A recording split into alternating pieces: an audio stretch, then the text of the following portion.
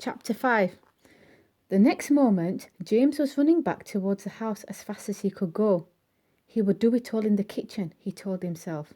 If only he could get in there without Ant Sponge and Ant Spiker seeing him. He was terribly excited. He flew through the long grass and the stinging nettles, not caring whether he got stung or not, on his bare knees.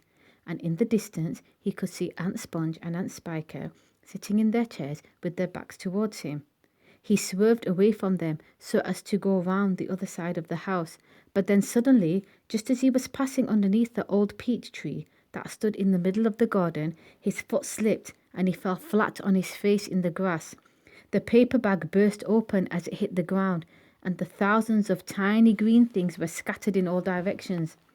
James immediately picked himself up onto his hands and knees and started searching around for his precious treasures. But what was this? They were all sinking into the soil.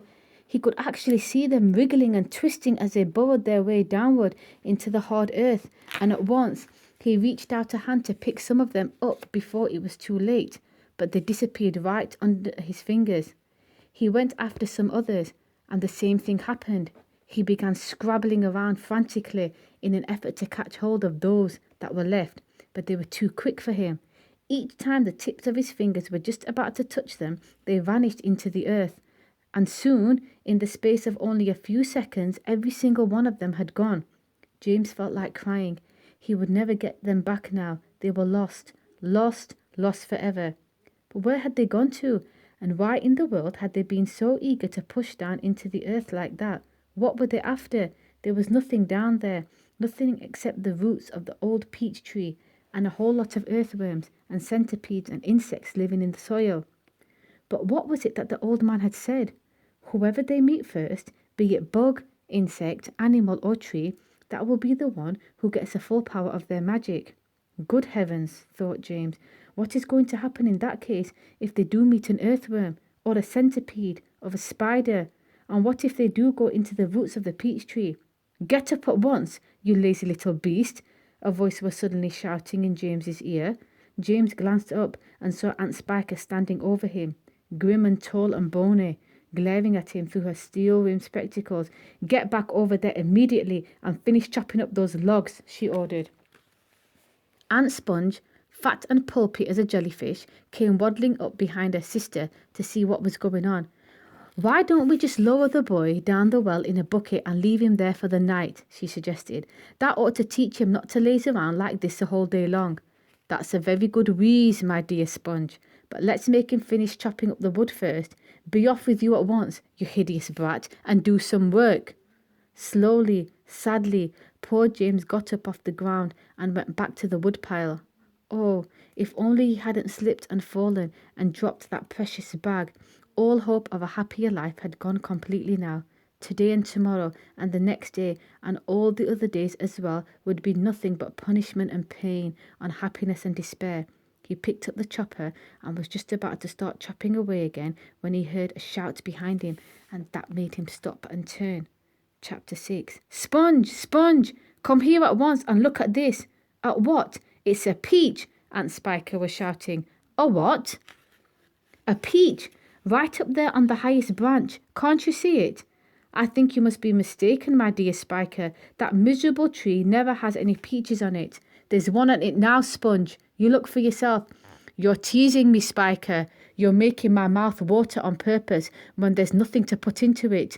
Why, that tree's never even had a blossom on it, let alone a peach, right up on the highest branch. You say, I can't see a thing. Very funny. Ha ha.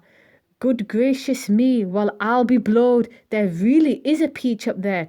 A nice big one too, Aunt Spiker said. A beauty, Aunt Sponge cried out.